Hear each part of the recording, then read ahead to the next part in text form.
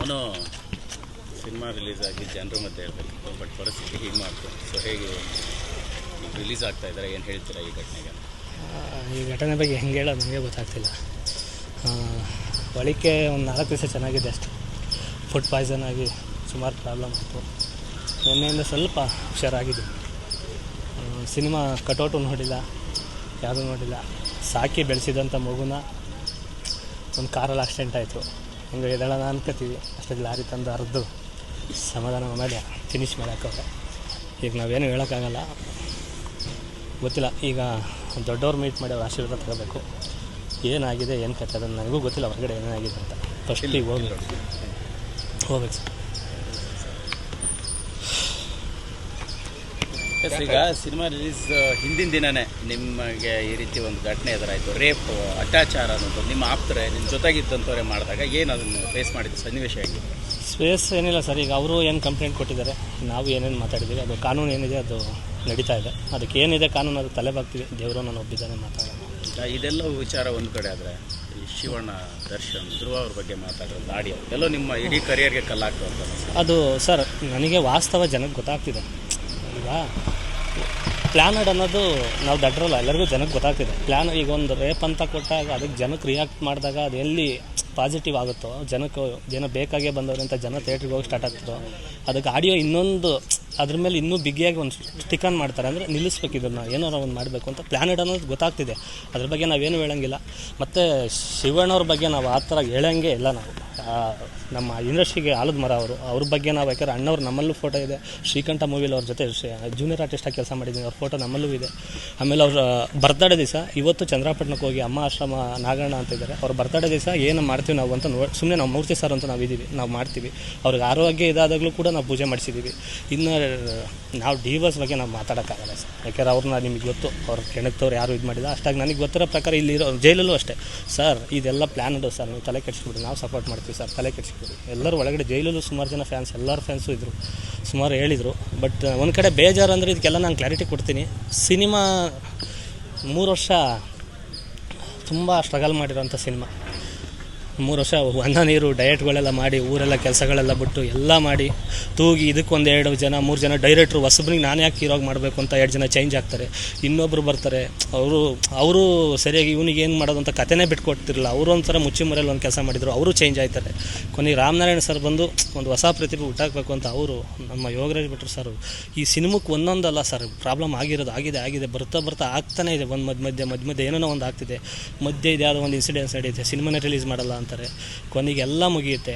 ಆದರೆ ಒಂದು ಕರೆ ಬಂದಿದ್ದಕ್ಕೆ ನನಗೆ ಇನ್ನೂ ಅದು ತಡ್ಕೊಳಕ್ಕಾಗ್ತಿಲ್ಲ. ಭಾವಪೂರ್ವ ಶ್ರದ್ಧಾಂಜಲಿ ರೆಡಿ ಮಾಡ್ಕೋ ಫೋಟೋ ಇಡೀ ಕರ್ನಾಟಕ ನೀನು ಹೊಡಿಯೋಕ್ಕೆ ರೆಡಿ ಆಗವ್ರೆ ಅಂತ ಅಂದರು. ಯಾಕೆ ಏನಾಯಿತು ಅಂತ ನಮಗೇನು ಬೇಕು ಅದೆಲ್ಲ ರೆಡಿ ಮಾಡ್ಕೊಂಡಿದ್ದೀವಿ, ಅದು ಹೆಂಗೆ ಬದುಕ್ತೀವಿ ಬದುಕು ಅಂದರು. ನಾನು ಅವ್ರ ಹೆಸರು ಹೇಳಲ್ಲ, ಯಾರು ಸವಾಸನೂ ಬೇಡ. ನಮಗೆ ಹೆಂಡ್ರು ಮಕ್ಕಳವ್ರೆ, ಹಳ್ಳಿಲಿರ್ತಾರೆ, ಒಬ್ಬೊಬ್ಬರೇ ಮನೇಲಿರ್ತಾರೆ. ನಾವು ಯಾರು ಸವಾಸನೂ ಬೇಡ ಸರ್. ಮನು ಚೇತರಿಸ್ಕೊಳ್ಳೋಕೆ ಸ್ವಲ್ಪ ಟೈಮ್ ಬೇಕು. ಆದರೆ ಕಲೆ ಕುಗ್ಗಿಲ್ಲ ಸರ್. ಕಲೆ ಅದೇ ಕಲಾವಿದನಾಗಿ ಶಾರದೆ ಯಾವತ್ತೂ ಸಾಯಲ್ಲ, ಸಾವೇ ಇಲ್ಲ ಅದಕ್ಕೆ. ಬಟ್ ಸ್ವಲ್ಪ ದಿವಸ ಕುಗ್ಗಿದ್ದೀನಿ, ಎದಾಳ್ಬೇಕು ಸರ್. ಯಾರು ಇಷ್ಟೆಲ್ಲ ನಿಮ್ಮ ವಿರುದ್ಧ ಷಡ್ಯಂತ್ರ ಮಾಡಿದವರು ಸರ್ ಇದ್ದಾರೆ ಸರ್. ಒಂದು 3-4-5 ಜನ ಇದ್ದಾರೆ. ನಾವು ಅವ್ರ ಹೆಸರು ಹೇಳೋಕ್ಕೆ ಇಷ್ಟಪಡಲ್ಲ. ನಾವು ಒಂದು ಸತಿ ತುಣಿದ ಮೇಲೆ ಮತ್ತೆ ಅದನ್ನು ಕ್ಲೀನ್ ಮಾಡ್ಕೊಳಕ್ಕೆ ಹೋಗ್ಬೇಕು ಹೊರತು ಮತ್ತು ನಾವು ಅವ್ರ ಹೆಸರು ಹೇಳೋದು, ಮತ್ತು ಅವ್ರು ರಿಯಾಕ್ಟ್ ಮಾಡೋದು, ಮತ್ತಿನ್ನೇನೋ ಒಂದು ಬೇರೆ ಆಡಿಯೋ ಬಿಡೋದು, ನಾವೇನೋ ಒಂದು ಮಾಡೋದು, ಅದು ಮಾಡಬಾರ್ದು. ಮತ್ತು ನಾನು ಇನ್ನು ಮುಂದಕ್ಕೆ ನನಗೆ ಒಂದು ಅನಿಸಿದ್ದು, ಇಷ್ಟು ದಿವಸ ಏನೋ ಸ್ವಲ್ಪ ಹುಡುಗಾಟದಲ್ಲಿ ಚೈಲ್ಡ್ ಥರ ಏನೋ ಆಡ್ಕೊಂಡಿದ್ದೆ ಅಂತ ನನಗೆ ಅನ್ನಿಸ್ತು. ಈಗ ಒಂದು ಒಳ್ಳೆ ಬುದ್ಧಿ ಕಲಿಸಿದ್ದಾರೆ, ಜೈಲೊಂದು ಒಳ್ಳೆ ಪಾಠ ಕಲಿಸಿದೆ. ಇನ್ನು ಮುಂದಕ್ಕೆ ನಾನು ಹೆಂಗೆ ಬುದ್ಧಿ, ಇಷ್ಟು ದಿವಸ ನಾನು ಕನ್ನಡಿಗರು ಯಾರ್ಯಾರು ಸ್ಟ್ರೈಕ್ ಮಾಡಿದ್ರು, ಯಾರ್ಯಾರು ಬೈದ್ರು ತಪ್ಪಲ್ಲ. ನನಗೆ ಅದು ಆಡಿಯೋ ಕೇಳಿದಾಗ ನನಗೆ ಮೈ ಉರಿತು, ನಮ್ಮ ಏನು ಗುರಿದು ಅಂತ ಈ ಥರದ್ದು ನನಗೆ ಅನ್ನಿಸ್ದಾಗ ಅವ್ರು ಅನ್ನಿಸೋದ್ರಲ್ಲಿ ತಪ್ಪಿಲ್ಲ. ನನಗೆ ಯಾರ್ಯಾರು ಬೈದವ್ರೆ, ಏನೇನು ಅಂದಿದ್ದಾರೆ, ಎಲ್ಲರೂ ಕನ್ನಡಿಗರೇ ಅಂದವ್ರೆ, ಬೇರೆ ಭಾಷೆಯವರೇನು ಅಂದಿಲ್ಲ. ನನಗೆ ಎಲ್ಲ ತಂದೆ ತಾಯಿಗಳು ನನಗೆ ಬುದ್ಧಿ ಕಲೀಲಿ ಅಂತ ಬೈದವ್ರೆ ಹೊರತು ನನ್ನೇನು ಹೊಡೆದಾಕ್ಬೇಕು ಸಾಯಿಸ್ಬೇಕು ಅಂತ ಯಾರೂ ಅಂದಿಲ್ಲ. ಅವ್ರ ಮಾರ್ಗದರ್ಶನದಲ್ಲಿ ಒಂದು ಮುಂದಕ್ಕೆ ಇನ್ಮೇಲೆ ಇದೇನು 2025 ಐತಲ್ವ, ಇನ್ಮೇಲೆ ಒಂದು ಒಳ್ಳೆ ಬುದ್ಧಿ ಕಲಿತು ಇನ್ನು ಮುಂದಕ್ಕೆ ಯಾರ ಜೊತೆ ಇರಬೇಕು, ಯಾರು ಸವಾಸ ಮಾಡಬೇಕು, ಯಾರ ಜೊತೆ ಹೆಂಗೆ ಮಾತಾಡಬೇಕು ಅನ್ನೋದನ್ನ ಒಂದು ತಿಳಿಸ್ಕೊಟ್ಟಿದ್ದು ಏನೋ ಗೊತ್ತಿಲ್ಲ. ಮುಂದಕ್ಕೆ ದೊಡ್ಡದಾಗೋದನ್ನ ಇಲ್ಲಿಗೆ ಇದು ದೊಡ್ಡದೇ, ಏನು ಚಿಕ್ಕದಲ್ಲ. ನಿಮ್ಮ ಮಾತುಗಳು ನಿಮಗೆ ದುಬಾರಿ ಆಯ್ತಾ ಅಂತ ಅನಿಸ್ತಾ? ಏನು ಅದನ್ನು ನೀವು ಪ್ರಜ್ಞಾಪೂರ್ವಕವಾಗಿ ಮಾತನಾಡಿದ್ದ ಅಥವಾ? ನಂದು ಅಲ್ಲವೇ ಅಲ್ಲ ಸರ್. ನಾನು ಅದನ್ನು ಪ್ರತಿಯೊಂದು ಹೇಳ್ತೀನಿ, ಒಂದು ಟೈಮ್ ಬರುತ್ತೆ ಅದು ಏನಾಗಿದೆ, ಏನು ಮಾಡಿದ್ದಾರೆ ಅಂತ. ಆಡಿಯೋ ಕ್ರಾಪ್ ಮಾಡಿ ಆಡಿಯೋ ನಿಷೇಧದಲ್ಲಿ ಮಾತಾಡಿರೋದು ಮನುದೇ ಅಂತ. ನಾನು ಯಾರ ಜೊತೆ ಎಣ್ಣೆ ಸಿಗರೇಟ್ ಕುಡಿದಿದ್ರೆ ಕರ್ಕೊಬನ್ನಿ ಸರ್. ಏನೋ ನಾನು ಯಾವುದೇ ಕಾರಣಕ್ಕೂ ಕೇಳಿ ನಾನು ಡಯಟಲ್ಲಿದ್ದವನು. ಇದು ಹೆಂಗಾಯಿತು ಏನು ಕತೆ ಅನ್ನೋದನ್ನು ನನಗೆ ಒಬ್ಬರು ಫೋನ್ ಮಾಡಿ ಹೇಳ್ತಾರೆ ಬೆಳಗ್ಗೆ. ಒಂದು ಆಡಿಯೋ ರೆಡಿ ಮಾಡಿದ್ದೀನಿ, 50,000 ಆಯಿತು. ಅದನ್ನು ಬಿಡಲ್ಲ ನಾನು, ಅದೊಂದು ಇನ್ಯಾವುದೋ ಆಡಿಯೋಗಳು ಬಿಡಲ್ಲ ನಾನು, ಪ್ರೂವ್ ಮಾಡ್ಕೊಳಕ್ಕೆ ಹೋಗಲ್ಲ. ಯಾಕೆಂದರೆ ಇವ್ನು ತಪ್ಪು ಮಾಡ್ಯವನೇ ಪ್ರೂವ್ ಮಾಡ್ಕೊಳಕ್ಕೆ ಬರ್ತಾವನೆ ಅಂತ ಅನಿಸುತ್ತೆ. ಈಗ ಏನು ದೊಡ್ಡವರಿಗೆ ಅಂದಿದ್ದೀನಿ ಅವ್ರ ಹತ್ರ ಹೋಗ್ತೀನಿ, ಇರೋ ಸತ್ಯ ಹೇಳ್ತೀನಿ ಅಣ್ಣ ಹಿಂಗೆಲ್ಲ ಮಾಡಿದರು. ಯಾಕೆ ಜನಕ್ಕೆ ವಾಸ್ತವ ಗೊತ್ತಾಗ್ತಿದ್ದಲ್ಲ ಸರ್, ನಾವು ಸುಳ್ಳು ಹೇಳಂಗಿಲ್ಲ, ವಾಸ್ತವ ಗೊತ್ತಾಗ್ತಿದೆ. ಒಂದು ರೇಪ್ ಅಂತ, ಏನು ವಾಸ್ತವ ರೇಪ್ ಅಂತ ಆಡಿಯೋ ಅಲ್ವಾ ಸರ್, ಅಲ್ವೇ ಅಲ್ಲ. ನಾನು ಯಾವ ಸಮರ್ಸ್ಕೊಳ್ತೀರಿ? ನಾನು ಹೇಳ್ತೀನಿ ಸರ್ ದೊಡ್ಡವ್ರದ್ದೆಲ್ಲ ಮಿಮಿಕ್ರಿ ಮಾಡ್ತಾರೆ. ಈಗ ನನ್ನ ಹತ್ರ ದುಡ್ಡಿದ್ದು ಬ್ಯಾಕ್ಗ್ರೌಂಡ್ ಇದ್ದಿದ್ರೆ ಅದು ಆಡಿಯೋ ನಂದಲ್ಲ ಅಂದರೆ ಜನ ಒಪ್ಕೊತಾ ಇದ್ರು. ನಮ್ಮ ಹತ್ರ ಇಲ್ಲ ಸರ್. ಊರಲ್ಲಿ ಯಾವುದೋ 1.5 ಎಕರೆ ಜಮೀನು ಇಟ್ಕೊಂಡು ಶುಂಠಿ ಅಲೆಗಡೆ ಬೆಳ್ಕೊಂಡು ಅದ್ರ ಮೂಲಕ ಇಲ್ಲಿ ಯಾವುದೋ ಒಂದು ಕಲೆ ನಂಬ್ಕೊಂಡು ಎಲ್ಲರನ್ನೂ ಒಂದು ದೊಡ್ಡವ್ರ ಆಶೀರ್ವಾದ ತಗೊಂಡು, ಕುಲದಲ್ಲಿ ಕೀಳು ಯಾವುದೋ ಟೈಟ್ಲು ಶಿವಣ್ಣ ಅವ್ರದ್ದು ಅಂತ 50 ಸತಿ ಹೇಳಿದ್ದೀನಿ. ಅವ್ರು ಕೊಟ್ಟಿರೋಂಥ ಟೈಟ್ಲು, ಅಣ್ಣವ್ರ ಆಶೀರ್ವಾದ ಸಿಕ್ಕಿದೆ. ಇಷ್ಟೆಲ್ಲ ಹೇಳ್ದವನು ಈ ಥರ ಧ್ರುವ ಸರ್ಜಾ ಸರ್ ನಮ್ಮ ಪೋಸ್ಟರ್ ಲಾಂಚ್ ಮಾಡ್ಯಾರ ಸರ್. ಯಾರಾದರೂ ಅದು ಗೊತ್ತಿಲ್ಲ ಏನೇನು ಮಾಡಿದ್ದಾರೆ ಅಂತ, ಬಟ್ ನನಗೆ ಅದೊಂದು ಹೇಳಿದ್ದು ನನಗೆ ಇನ್ನೂ ಕಿವಿಲಿ ಗುಯ್ ಅಂತಿದೆ.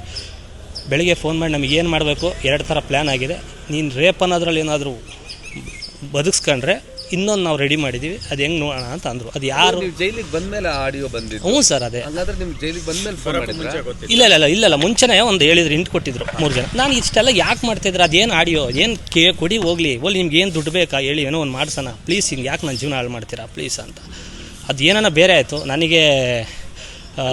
ಸರ್ ನೀವು ನಂಬಲ್ಲ, ಈ ಸಿನಿಮಾದಲ್ಲಿ ನೀವು ಪ್ರಮೋಷನ್ ಮುಗಿಸ್ಕೊಂಡು ಬರ್ತೀನಿ, ಕುಣಿಗಾಲಲ್ಲಿ ಮೊಟ್ಟೆ ಹೊಡಿತಾರೆ 4. ನಾನು ಎಲ್ಲೂ ಪ್ರಸ್ತಾಪ ಮಾಡಿಲ್ಲ.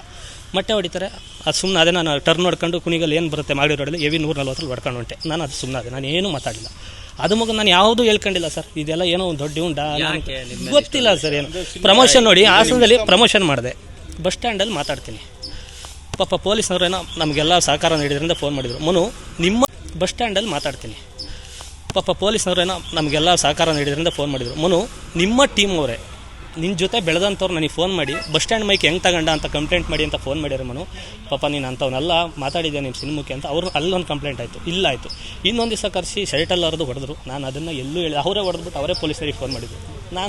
ನಮಗೆ ಜೈಲು ಮುಖ ನೋಡಿದವನಲ್ಲ, ಪೊಲೀಸ್ ಸ್ಟೇಷನ್ ಮುಖ ನೋಡಿದವನಲ್ಲ. ಯಾಕಂದ್ರೆ ನಮ್ಮ ತಾಯಿ ನಮ್ಮ ಅಜ್ಜಿ ಇವತ್ತು ನಾವು ಊರಲ್ಲಿದ್ದಾರೆ, ಫಸ್ಟಾಗಿ ಮೀಟ್ ಮಾಡ್ಬೇಕು, ಏನೋ ಫುಲ್ಲು ಸೈಡ್ ಗದ್ದೆನೋ ಊದ್ಕೊಂಡಿದೆ 10 ಅಂತ ಫೋನ್ ಮಾಡಿದರು. ನಾನು ಮೊದಲು ಅವ್ರನ್ನ ಮೀಟ್ ಮಾಡಿ ಒಂದು ಪಾಪ ಅವ್ರ ಆಶೀರ್ವಾದ ತಗೋಬೇಕು ಮೊದಲೇ ಅದಾದಮೇಲೆ ಏನೇನು ಹೀರೋಗಳಿದ್ದಾರೆ ಅವ್ರದ್ದೆಲ್ಲ ಹೋಗಿ ಮಾತಾಡೋದು.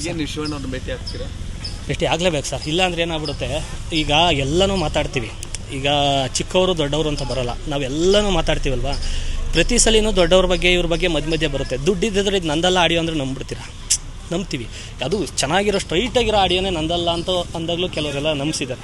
ಇದು ನಾನು ಕೇಳಿದೆ ಆಡಿಯೋ, ಇದು ಮಧ್ಯೆ ನಕ್ಷತ್ರ ಮಧ್ಯೆ ಕವರ್ ಸೌಂಡ್ ಎಲ್ಲ ಬಂದಿದೆ. ಯಾವುದೇ ಕಾರಣಕ್ಕೂ ಇದು ನಂದಲ್ಲ ಆಡಿಯೋ. ಇದು ಏನು ಮಾಡಿದ್ದಾರೆ ಏನು ಕತೆ ಅಂತ ಪ್ರತಿಯೊಂದು ಸತ್ಯ ಒಂದು ಟೈಮಲ್ಲಿ ಎತ್ತಿಡ್ತೀನಿ. ಈ ಟೈಮಲ್ಲಿ ಬೇಡ, ಯಾಕೆಂದ್ರೆ ನಾನೊಂದು ಕೊಚ್ಚೆ ಕಲ್ಲು ಹಾಕೋದು, ಅವರೊಂದು ಆರಿಸೋದು, ನನ್ನ ಮೇಲೆ ಆರೋದು ಮತ್ತೆ ಬೇಡ. ಕ್ಲೀನ್ ಮಾಡ್ಕೊಂಡು ಹೋಗೋಣ ಸರ್. ಒಂದು ಬುದ್ಧಿ ಕಲಿಸಿದ್ದಾರೆ, ಇನ್ಮೇಲೆ ಒಂದು ಒಳ್ಳೆ ಬುದ್ಧಿ ಕಲ್ತ್ಕೊಂಡು ಹೋಗೋಣ. ಯಾರ ಜೊತೆ ಇರಬೇಕು, ಯಾರ ಜೊತೆ ಇರಬಾರ್ದು, ಅದನ್ನು ಫಸ್ಟ್ ತಿಳ್ಕೊಂಡು ಹೋಗೋಣ ಅಂತ ಆಸೆ ಸರ್.